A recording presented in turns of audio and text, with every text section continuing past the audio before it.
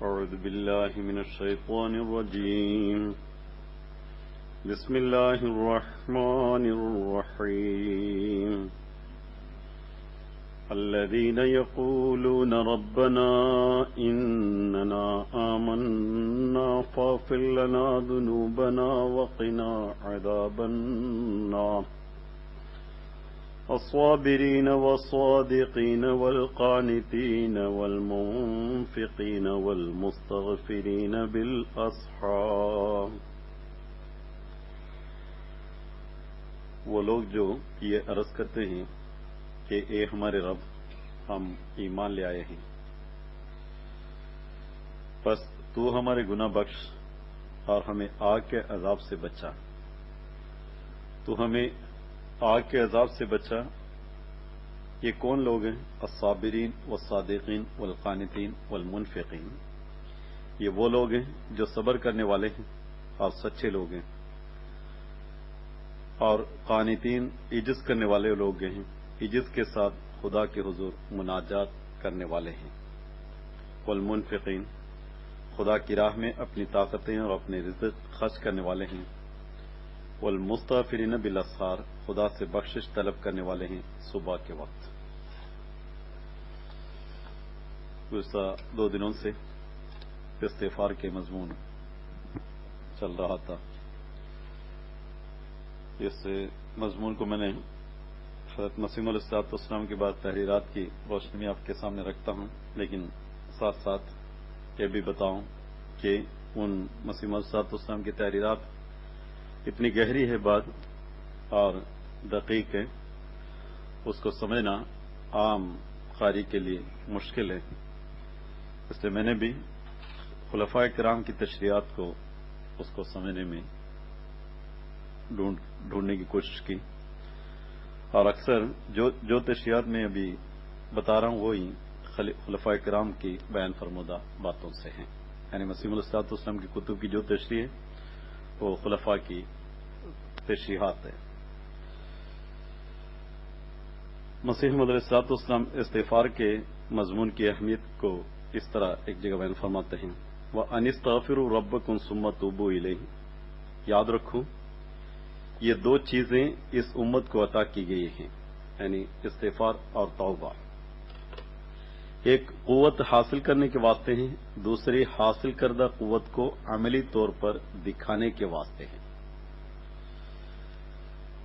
دوسری حاصل کردہ قوت عملی طور پر دکھانے کے لیے قوت حاصل کرنے کے واسطے استغفار ہے، جس کو دوسرے لفظوں میں استمداد یا استعانت بھی کہتے ہیں.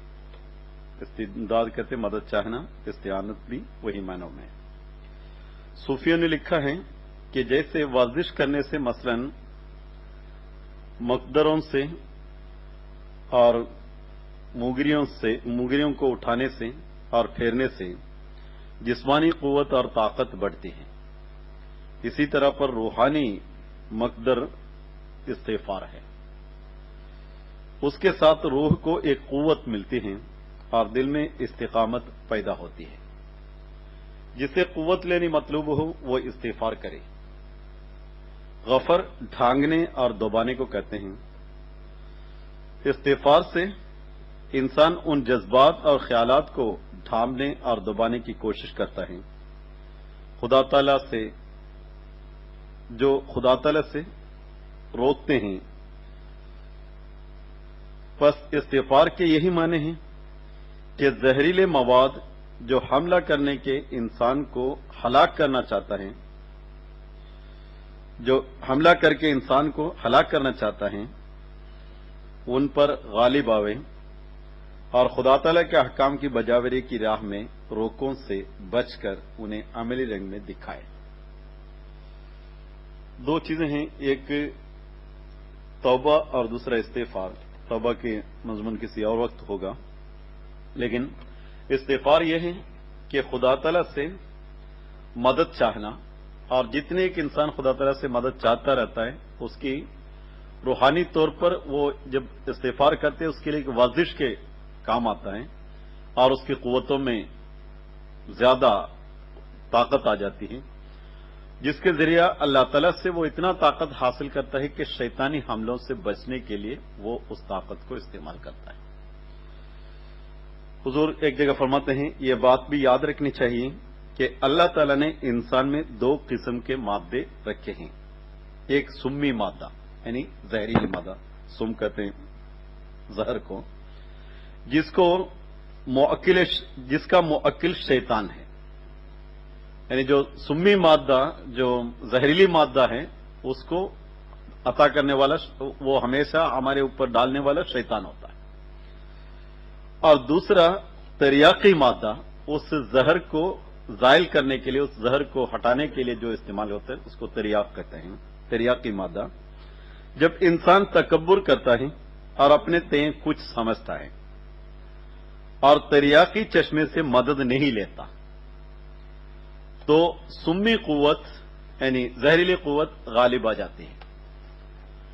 اب اس جگہ ذرا ٹھہرنے کی بات ہے کہ انسان جب خدا تعالی سے استغفار نہیں کر رہا ہوتا ہے تو اپنی تکبر ہوتا ہے کہ میرے اندر قوت ہے، میں خود ہی کروں گا، اور وہ تریاقی مادہ جو خدا تعالیٰ کی طرف سے ملنے والی ہے اس کی طرف وہ رجوع نہیں کرتا، اس کی طرف وہ نہیں اپنے توجہ کرتے، وہ صرف اپنے انانیت کی وجہ سے جو تکبر کے مادہ ہے اس کی وجہ سے وہ یہ سمجھتا ہے میرے اندر طاقت ہے، وہ سمی مادہ ہوتا ہے، وہ دراصل زہریلی ہوتی ہے۔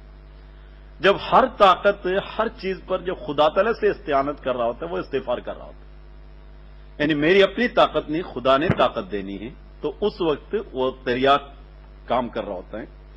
لیکن جب اپنے تئیں ذلیل و حقیر سمجھتا ہے اور اپنے اندر اللہ تعالیٰ کی مدد کی ضرورت محسوس کرتا ہے، اس وقت اللہ تعالیٰ کی طرف سے ایک چشمہ پیدا ہوتا ہے جس سے اس کی روح گداز ہو کر بہہ نکلتی ہے، اور یہی استغفار کے معنی ہے۔ اپنے تئیں بالکل حقیر سمجھ کر خدا تعالیٰ کی ضرورت محسوس کرتا ہے اور کسی کی طرح میرے کام نہیں چل سکتا، اور اس وقت انسان کی روح گداز ہو کر یعنی کوئی طاقت نہیں ہو، وہ اس کو اس طرح سمجھے کہ ہمارے بچے ہمارے پاس آ کے کبھی چیز دے کے روکتے ہیں، اب ہم اس کو دینے سے منع کرتے ہیں، منع کرتے ہوئے بچے کے دل میں بہت دکھ ہوتا ہے، ہماری ہاتھ میں چیز ہے وہ نہیں دے رہے ہم، بچے سے سہا نہیں جاتا، باپ ہے، بھائی ہے، یا اپنا دوست ہے، یا جس کو یہ سمجھ کے آ جاتی ہے کہ ابھی مل جائے گا لیکن نہیں دے رہے تو وہ پریشان ہو جاتی ہے۔ اس کے بعد پہلے وہ دکھ سے روتا ہے، ہمیں دیکھنے سے پتہ چلتا ہے آنکھوں سے پانی پہلے ٹپکتا ہے یا اس کے چہرہ بگڑ جاتا ہے، اس کے بعد پھر وہ ضد پہ آ جاتے ہیں تو پھر وہ اس کو دینے سے بھی وہ نہیں لیتا، وہ الگ مسئلہ ہے۔ لیکن عام طور پر اس کا دکھ اتنا ہوتا ہے کہ اس کے ہمارے ہاتھ میں دیکھتے ہوئے ہم اس کو مدد حاصل کر رہے ہوتے ہیں۔ اسی طرح خدا تعالیٰ کی صفات کے سامنے رکھ کر جب انسان اپنی حقیقی حالت کو سمجھ کر خدا تعالیٰ سے اس قدرت کو آگے رکھ کر جب مدد چاہتا ہے، استغفار کرتا ہے، خدا تعالیٰ میری اس ناتوانی کو تو ڈھانک دے اور مجھے توانائی دے، خدا تعالیٰ میری اپنی جو اندر جو تیری راہ میں آنے میں جو روکے ہیں اس روک کو ہٹا دے اور مجھے تیری طرف آنے کی طاقت دے۔ یہ استغفار ہوتا ہے جو گداز ہو کر ایک بچہ جس طرح اس سامنے دیکھ کر روتا ہے، اسی طرح خدا تعالیٰ کی قدرت اور صفات کو سامنے رکھ کر روتا ہے۔ اور اس معنی کو سمجھنے کے لیے آسانی ہے، خدا تعالیٰ کی جو سورہ فاتحہ کے معنی کو آپ ذرا سامنے رکھ لیں، خدا کو رب، رحمان، رحیم اور مالک یعنی تمام صفات کے عموم صفات ہے، اس صفت میں تمام صفات آ جاتی ہے۔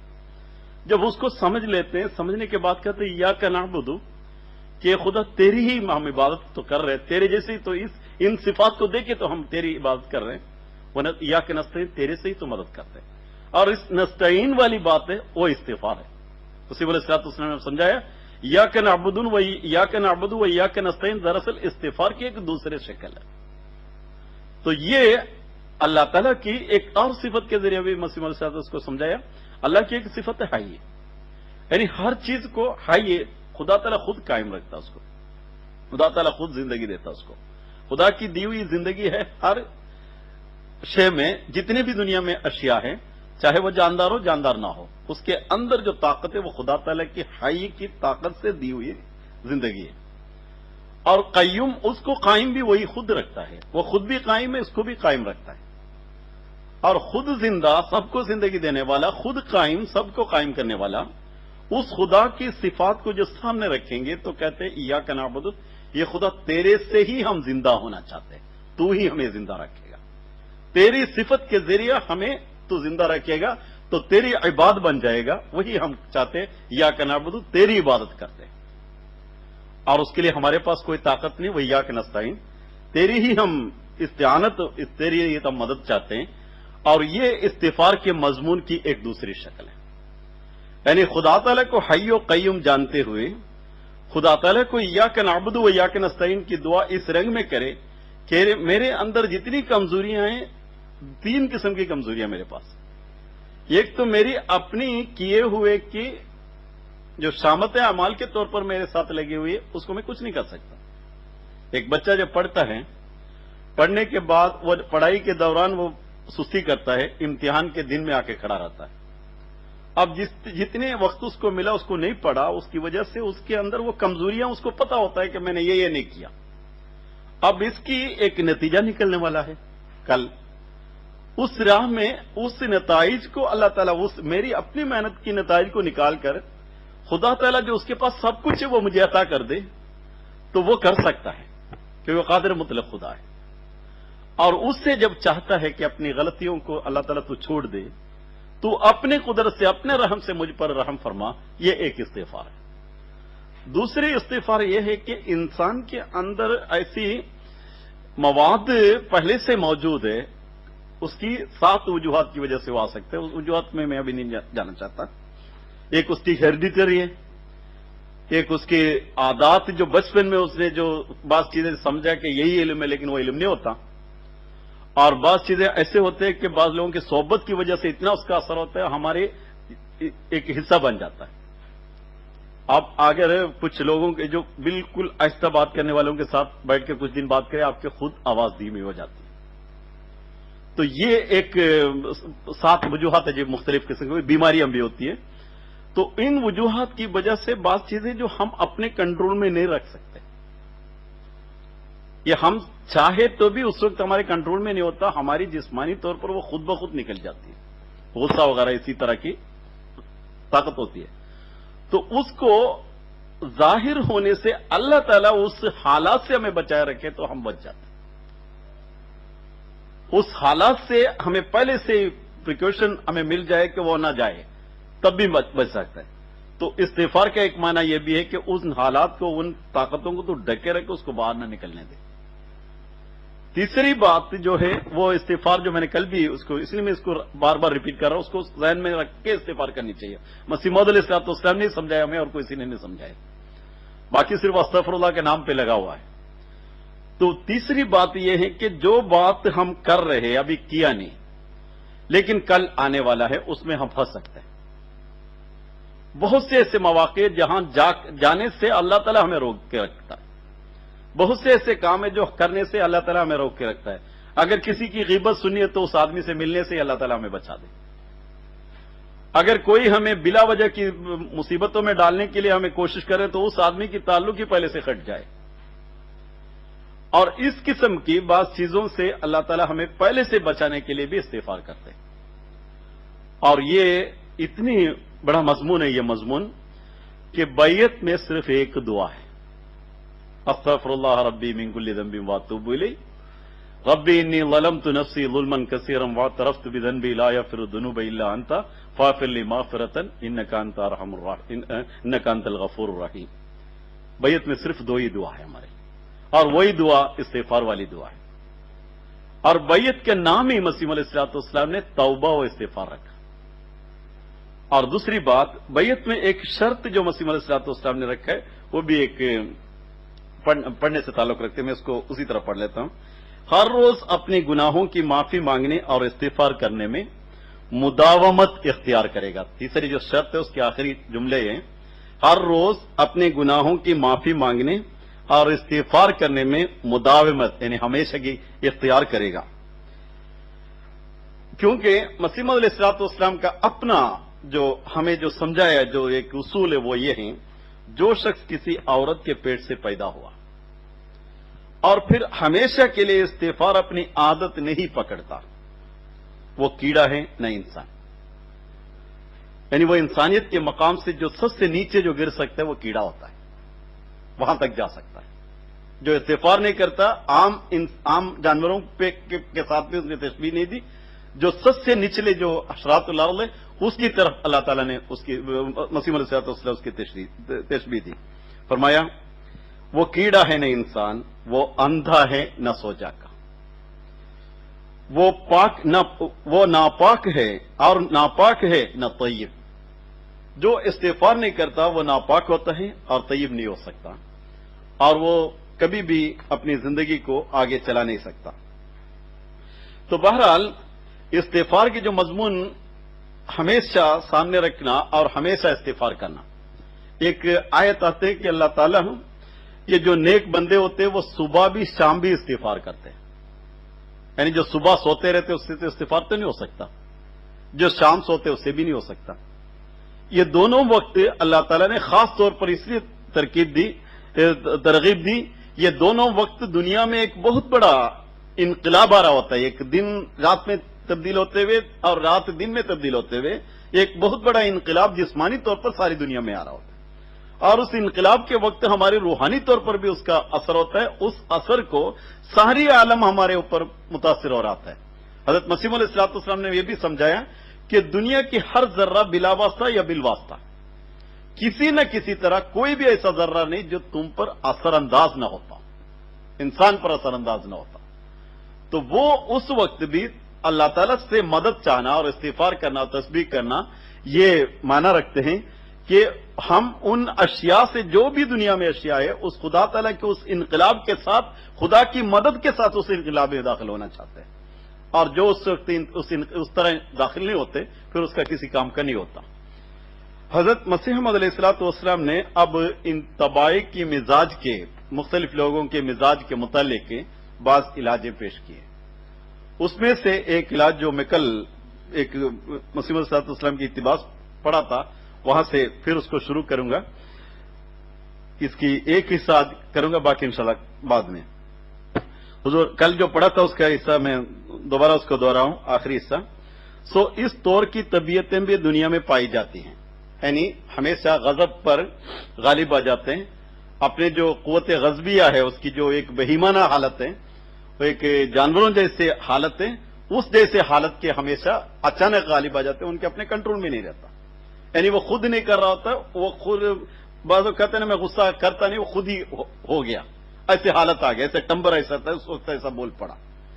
تو ایسی حالت کے متعلق مسیح علیہ الصلوۃ والسلام فرماتے ہیں اس طور کی طبیعتیں بھی دنیا میں پائی جاتی ہیں جس کا وجود روزمرہ کے مشاہدت سے ثابت ہوتا ہے. یعنی روزمرہ جو ہم دیکھتے ہیں اس میں دیکھ لیتے ہیں. ان کے نفس کا شورش اور اشتعال جو فطرت ہے کم نہیں ہو سکتا. مجھے بعض لوگوں نے مجھ سے شکایت یہ بات کی کہ آپ کی جو اردو مسیح علیہ الصلوۃ والسلام کے پڑھتے ہیں اس کو ہندی میں ٹرانسلیشن کیا جائے، کیونکہ ان کو اچانک نہیں چل پا رہا ہے. تو ہندی میں اگر ٹرانسلیشن نہ بھی ہو سکوں تو کم سے کم اس کو میں سمجھاتے چلے جاؤں. وہ یہ ہے کہ شورش یہ ہوتا ہے کہ اس انسان کے اندر ایک جلن سی پیدا ہوتی ہے، اس کی وجہ سے اس میں اس کے کنٹرول میں نہیں رہتا. انسان اندر سے ایک خاص چیز اس کے اپنے کنٹرول کے بغیر وہ چل رہا ہوتا ہے. اور اسی طرح ایک اشتعال ہوتے جو اچانک آگ بھڑک اٹھتی ہے، آگ کو کوئی روک نہیں سکتا، اس طرح انسان کی طبیعت بھڑک اٹھتی ہے، اس کو اشتعال کہتے ہیں. جو فطرت ہے کم نہیں ہو سکتا، ایسے فطرت والوں کو کم نہیں ہو سکتا، کیونکہ جو خدا نے لگا دیا اس کو کون دور کرے.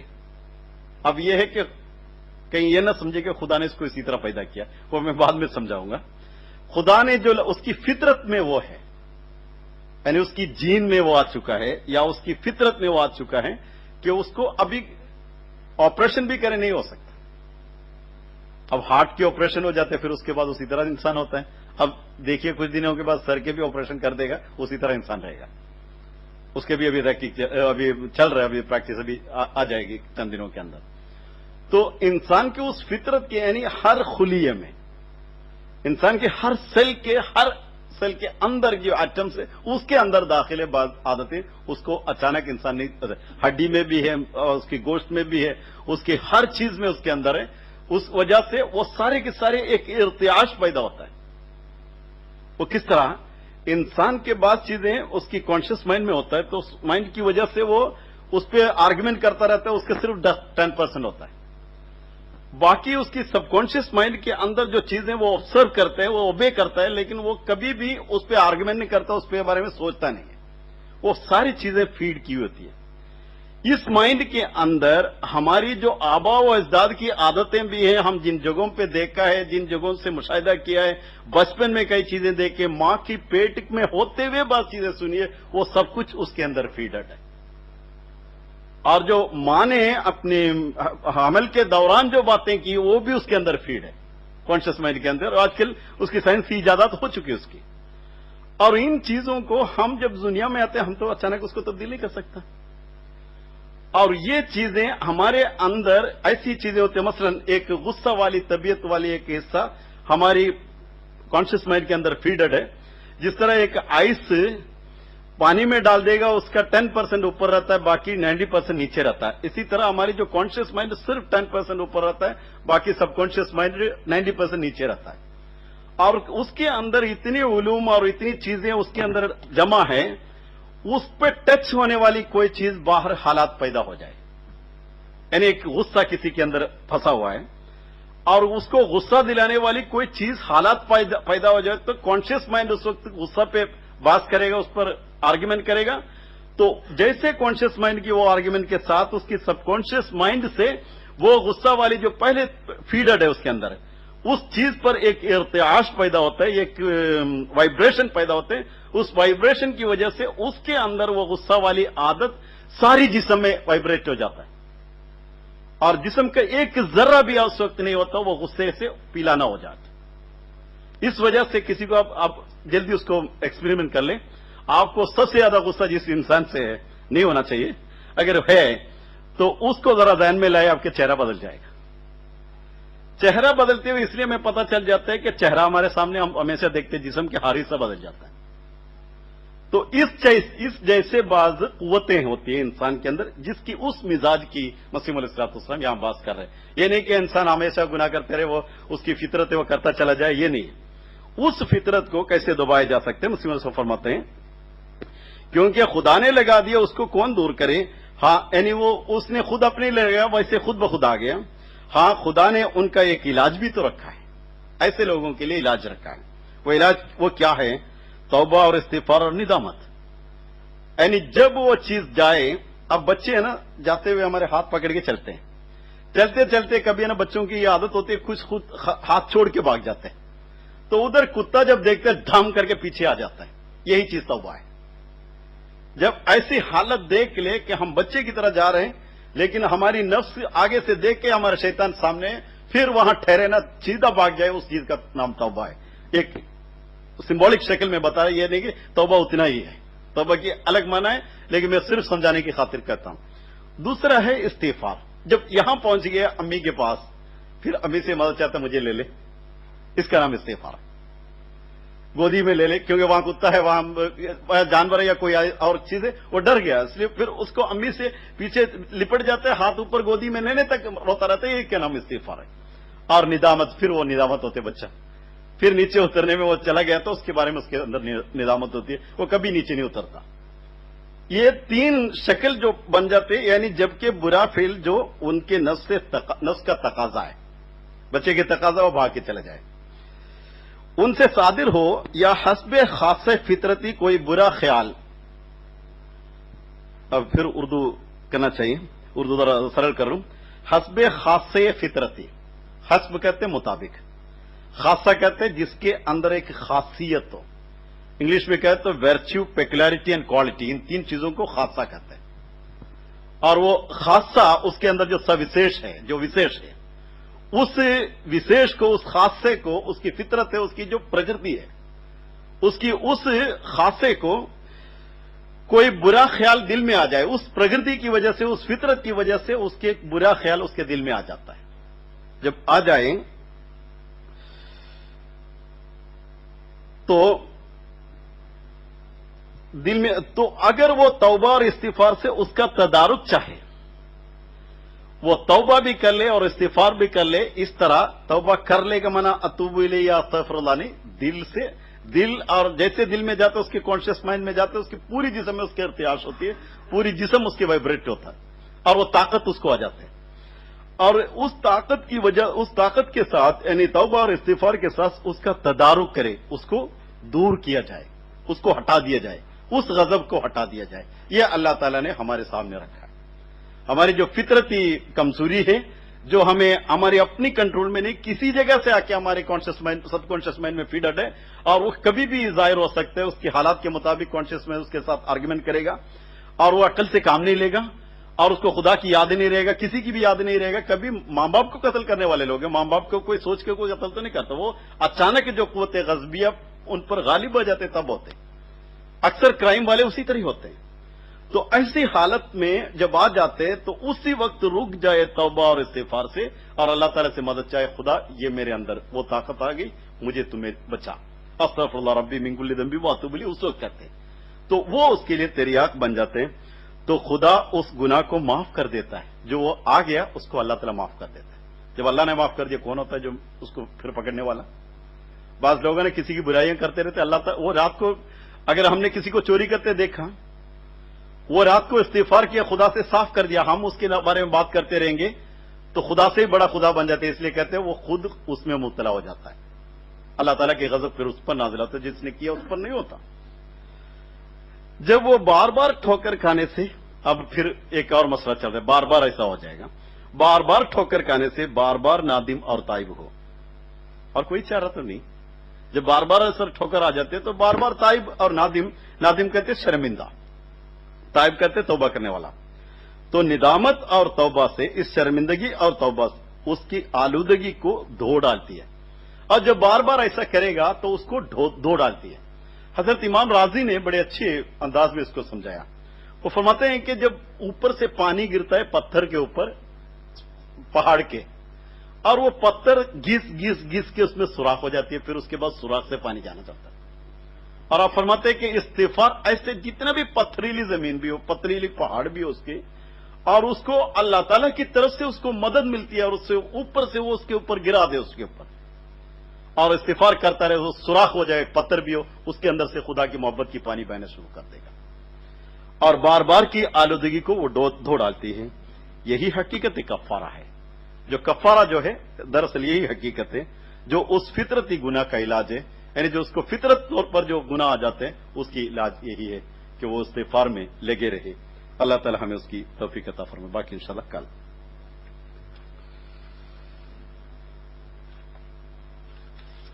വിശുദ്ധ ഖുർആൻ സൂറ ആൽ ഇംറാൻ 17-18 വചനങ്ങളിൽ പറയുന്നു,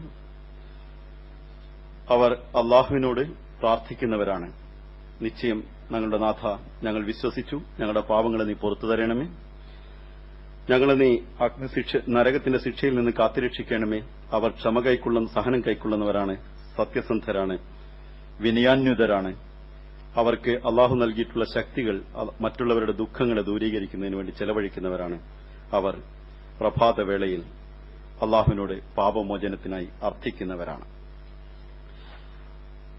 ഹസരത്ത് മസീഹ് മൗഊദ് അലൈഹി സ്വലാത്തു വസ്സലാം ഇസ്ലാമ തത്വജ്ഞാനത്തിൽ പറയുന്നു, സ്ത്രീയുടെ ഗർഭാശയത്തിൽ നിന്ന് പുറത്തു വരികയും ഇസ്തിഗ്ഫാറിനെ ഒരു സദാ അവൻ തന്റെ ശീലമായി നിലനിർത്തുകയും ചെയ്യുന്നില്ലെങ്കിൽ അവൻ കീടമാകുന്നു, നരനല്ല, മനുഷ്യനല്ല. അവൻ അന്ധനാണ്, അവൻ കാഴ്ചയുള്ളവനല്ല, അവൻ അവിശുദ്ധനാണ്, അവനൊരിക്കലും പരിശുദ്ധനല്ല. ബൈഅത്തിന്റെ മൂന്നാമത്തെ നിബന്ധനയിൽ നാം മസീഹ് മൗഊദ് അലൈഹി സ്വലാത്തു വസ്സലാം നമുക്ക് നൽകിയ നിബന്ധന, എല്ലാ ദിനവും തന്റെ പാപങ്ങളിൽ നിന്ന് മോചനത്തിനു വേണ്ടി അള്ളാഹുവിനോട് പാപമോചനത്തിനായി മാപ്പിരക്കുകയും ഇസ്തിഗ്ഫാർ ചെയ്യുന്ന പാപമോചനത്തിനുള്ള അർത്ഥന സദാ എന്നെ നിത്യശീലമാക്കുകയും ചെയ്യുന്നതാണ് എന്നാണ്. ബയ്യത്തിന്റെ ആകെ ബയ്യത്തിൽ ഉള്ള ഒരേ ഒരു ദുആ ഇസ്തിഗ്ഫാറാണ് എന്ന കാര്യവും ഇവിടെ സ്മർത്തവ്യമാണ്. കാരണം മറ്റ് എല്ലാ ദുആകളും അതിൽ ഉൾപ്പെടുന്നത് കൊണ്ടാണ് ബയ്യത്ത് വേളയിൽ അസ്തഗ്ഫിറുല്ലാഹ് റബ്ബി മിൻ കുല്ലി ദംബിൻ വഅതൂബു ഇലൈഹി എന്നും റബ്ബി ഇന്നി ളലംതു നഫ്സി എന്ന് തുടങ്ങുന്ന പ്രാർത്ഥനയും അള്ളാഹു വെച്ചിട്ടുള്ളത്. ആകെ ഒരേ ഒരു പ്രാർത്ഥന ബയ്യത്തിലുള്ളത് ഇസ്തിഗ്ഫാറാണ്. അപ്പൊ ഇസ്തിഗ്ഫാർ ഇല്ലാതെ ഒരു മനുഷ്യന് ഒരിക്കലും ഒരു തരത്തിലും റൂഹാനിയായിട്ട് ആത്മീയമായിട്ട് ഉയരാൻ സാധ്യമല്ല എന്ന് മസീഹ് മൗഊദ് അലൈഹിസ്സലാത്തു വസ്സലാം നമ്മെ പഠിപ്പിക്കുന്നു. ഞാൻ ഇന്നലെ പറഞ്ഞിരുന്നൊരു സംഗതിയുണ്ട്, അതിന് മറ്റൊരു ആംഗിളിൽ മനസ്സിലാക്കുന്നതിന് വേണ്ടി പറയുകയാണ്. മനുഷ്യന് അവന്റെ സ്വന്തം പല അവസ്ഥകളിലാണ് അവനുള്ളത്. നാം ചെറുപ്പത്തിൽ മാതാവിന്റെ ഉദരത്തിലുള്ള ഗർഭാശയത്തിൽ ഇരിക്കുന്നത് മുതൽ നമ്മുടെ കോൺഷ്യസ് മൈൻഡിൽ അടിഞ്ഞുകൂടിയിട്ടുള്ള ഒരുപാട് അറിവുകളും ഒരുപാട് തിന്മകളും നന്മകളുമുണ്ട്. അതിനെ ഏത് സാഹചര്യങ്ങളിലാണോ വരുന്നത്, അതായത് ഇപ്പം ഒരു വെണ്ണീറിനകത്ത് നിലകൊള്ളുന്ന തീയ് ഉണ്ടെങ്കിൽ ആ വെണ്ണീർ ഊതി കളയുന്ന കാറ്റ് വന്നാൽ തീ കത്തും. ഇതേപോലെ ഒരു സാഹചര്യങ്ങൾക്കനുസൃതമായിട്ട് നമ്മൾ വരുന്ന സമയത്ത് നമ്മുടെ കോൺഷ്യസ് മൈൻഡ് വർക്ക് ചെയ്യും, ആ കാറ്റടിക്കും, ഉടനെ സബ് കോൺഷ്യസ് മൈൻഡിലുള്ള ആ തിന്മകൾക്ക് നാം വശംവദരായി വരും, അതിൽ നാം ആണ്ടുപോവുകയും ചെയ്യും. അങ്ങനെയുള്ള സാഹചര്യങ്ങളിൽ വരാതിരിക്കുന്നതിനു വേണ്ടി, അതൊരിക്കലും അതിനുള്ളിൽ തന്നെ അടങ്ങിയിരിക്കട്ടെ, അത് പുറത്തേക്കേ വരരുത്, ഇതിനുവേണ്ടി നാം ഇസ്തിഗ്ഫാർ ചെയ്യുന്നു. അത്തരം സാഹചര്യങ്ങളെ അകത്ത് തന്നെ അടക്കി വെക്കണേ, നമ്മുടെ ജീനിലുള്ള അത്തരം തിന്മകളെ അകത്ത് തന്നെ അടക്കി വെക്കണ റബ്ബെ, ഇതിനൊരിക്കലും പുറത്തേക്ക് കൊണ്ടുവരരുത് എന്ന അർത്ഥത്തിലാണ് ഒരു ഇസ്തിഗ്ഫാർ. മറ്റൊന്ന്, നമ്മൾ പോകുന്ന വഴിയിൽ മറ്റാരുടെയെങ്കിലും തിന്മ കാരണം നമ്മൾ തിന്മയിൽ അകപ്പെടാൻ സാധ്യതയുണ്ട്. ആരെങ്കിലും വിധത്തിൽ നമ്മൾ ദ്രോഹിക്കുമ്പോൾ നമ്മൾ തിന്മ അകപ്പെടാൻ സാധ്യതയുണ്ട്. അതുകൊണ്ട് അത്തരത്തിലുള്ള സാഹചര്യങ്ങളിൽ വരുന്ന തിന്മകളിൽ നിന്ന് രക്ഷപ്പെടുത്തണമേ എന്ന ഭാവിയിലുള്ള കാര്യത്തിനു വേണ്ടിയും ഇസ്തിഗ്ഫാർ ചെയ്യുന്നുണ്ട്. മറ്റൊന്ന്, നാം ചെയ്യുന്ന എല്ലാ പ്രവൃത്തികളിലും ഏത് വിധത്തിൽ ചെയ്താലും അതിൽ കുറവുകളും ന്യൂനതകളും ഉണ്ടാകും. ആ കുറവുകളെയും ന്യൂനതകളെയും അകറ്റുന്നതിന് വേണ്ടി അള്ളാഹുവിനോട് തന്നെ അർത്ഥന ആവശ്യമാണ്. അതുകൊണ്ട് അള്ളാഹുവിൽ നിന്ന് ശക്തി തേടുന്ന വിധത്തിൽ അവനോട് നാം പ്രാർത്ഥിക്കുന്നില്ലെങ്കിൽ നാം തികച്ചും തക്കബ്ബുർ അഥവാ അഹങ്കാരത്തിന്റെ വക്താക്കളായി മാറുമെന്നും ഒരു മനുഷ്യൻ, മസീഹ് മൗഊദ് അലൈഹിസ്സലാത്തു വസ്സലാം അത് എടുത്തു പറഞ്ഞത്, ഇസ്ലാമിൽ അള്ളാഹു നമുക്ക് നൽകിയിട്ടുള്ള രണ്ട് ശക്തികളാണ്, ഒന്ന് തൗബയും ഒന്ന് ഇസ്തിഗ്ഫാറും. അതിലെ തൗബ എന്ന് പറഞ്ഞത് നാം അശക്തരാണെന്ന് മനസ്സിലാക്കി അഹംഭാവികളല്ലാതെ നിലനിന്നുകൊണ്ട് എല്ലാ വേളകളിലും അള്ളാഹുവിനോട് സഹായത്തെ അർത്ഥിക്കുന്നതിനെയാണ് യഥാർത്ഥത്തിൽ ഇസ്തിഗ്ഫാർ എന്ന് പറയുന്നത്. ഇയ്യാക നഅ്ബുദു വഇയ്യാക നസ്തഈൻ എന്ന് ദുആ ചെയ്യുന്നതും അതുകൊണ്ട് തന്നെയാണ്. അള്ളാഹുവിന്റെ എല്ലാ ശക്തികളെയും മനസ്സിലാക്കി ഒരു മാതാവിന്റെ കയ്യിലിരിക്കുന്ന വസ്തുവിനെ കുട്ടി കരഞ്ഞു ചോദിക്കുന്നത് പോലെ അള്ളാഹുവിന്റെ എല്ലാ കുദറത്തുകളെയും മനസ്സിലാക്കി അത് അള്ളാഹ് തന്നെ നമുക്ക് തരണം, വേറെ ആരും തരാനില്ല എന്ന നിലയിൽ കരയുകയും അള്ളാഹുവിന്റെ തിരുമുമ്പിൽ റൂഹ് ഒഴുകുകയും കരഞ്ഞ് ഒഴുകുകയും ചെയ്യുമ്പോൾ അതിന്റെ പേരാണ് ഇസ്തിഗ്ഫാർ എന്നുള്ളത്. ഈ ഇസ്തിഗ്ഫാർ ചെയ്യുന്നതിൽ പലവിധത്തിലുള്ള ആളുകളുണ്ട്. ചില ആളുകളുടെ പ്രകൃതത്തിൽ തന്നെ പലവിധത്തിൽ ജന്തുപരമായിട്ടുള്ള സ്വഭാവങ്ങൾ ഉണ്ടാവും. അതായത് സാര ജന്തുക്കളിൽ കാണുന്ന പോലുള്ള കോപത്തിന്റെയും മറ്റു വിധത്തിലുള്ള ഇതുണ്ടായിരിക്കും. അത്തരത്തിലുള്ള സാഹചര്യങ്ങൾ വരികയാണെങ്കിൽ ഉടനെ ചെയ്യാനുള്ളത് ഇസ്തിഗ്ഫാറും തൗബയും അതിലുള്ള ലജ്ജയുമാണ്. ഒരാൾ ലജ്ജിക്കുകയും തൗബ ചെയ്യുകയും ഇസ്തിഗ്ഫാർ ചെയ്യുകയും ചെയ്യുകയാണെങ്കിൽ അതിന്റെ തിക്തഫലങ്ങളിൽ നിന്ന് അള്ളാഹു അവനെ രക്ഷിക്കുന്നു. ഇത് വീണ്ടും വീണ്ടും നിരന്തരമായിട്ട് ചിലപ്പോൾ സംഭവിച്ചുകൊണ്ടിരിക്കും. അങ്ങനെ നിരന്തരമായിട്ട് വീണ്ടും വീണ്ടും സംഭവിക്കുകയാണെങ്കിൽ പോലും ആ സമയത്തൊക്കെ തന്നെ ഇസ്തിഗ്ഫാർ തന്നെയാണ് അതിനുള്ള മറുമരുന്ന്. അത് ലോകത്ത് രണ്ട് വിധത്തിലുള്ള വസ്തുക്കളെ കാണാം. ഒന്ന് വിഷമായിരിക്കും, മറ്റൊന്ന് അതിനുള്ള മരുന്നായിരിക്കും. ഇതേപോലെ മനുഷ്യന്റെ ഉള്ളിന്റെ നെസ്സിന്റെ ഉള്ളിൽ രണ്ട് തരത്തിലുള്ള ശക്തികളുണ്ട്. ഒന്ന് സാത്താനിക ശക്തികളായ ശൈത്താന്റെ ശക്തികളായ വിഷാംശങ്ങളാണ്. ആ വിഷാംശങ്ങൾ തക്കബ്ബുറിന്റെ അഹംഭാവം കൊണ്ട് നമ്മെ ഒരു സ്ഥലത്ത് കൊണ്ടു നിർത്തുന്നു. അവിടെ വെച്ച് ഇസ്തിഗ്ഫാറിന്റെ ശക്തി കൊണ്ട് അള്ളാഹുവിൽ നിന്നൊരു ശക്തി ലഭിക്കുന്നു. ആ ശക്തി ലഭിക്കുമ്പോൾ ഇസ്തിഗ്ഫാറിൽ നിന്ന് കിട്ടുന്ന ആ ശക്തി മുഖേന അതിനുള്ള തെരിയാക്ക്, അതിനുള്ള മറുമരുന്നായി മാറുന്നു. ആ വിഷത്തിനുള്ള മറുമരുന്നായി മാറുന്നു. ഒരു ഭാഗത്ത് മരുന്നും മറുഭാഗത്ത് വിഷവുമാണ്. ഒരാൾ വിഷത്തിന്റെ കൂടെ നടക്കേണ്ടി വരുന്നു. ഇസ്തിഗ്ഫാർ ചെയ്യാത്ത ഒരാള്, ഇസ്തിഗ്ഫാർ ചെയ്യുന്ന ഒരാള് അതിനുള്ള മറുമരുന്നും കൂടെ വെക്കുന്നു. ഒരിക്കലും അവന് കഷ്ടപ്പെടേണ്ടി വരികയില്ല. അള്ളാഹു നമുക്ക് ഇസ്തിഗ്ഫാറിനെ മനസ്സിലാക്കി അത് ചെയ്തുകൊണ്ടിരിക്കുവാനുള്ള ഭാഗ്യം നൽകുമാറാകട്ടെ.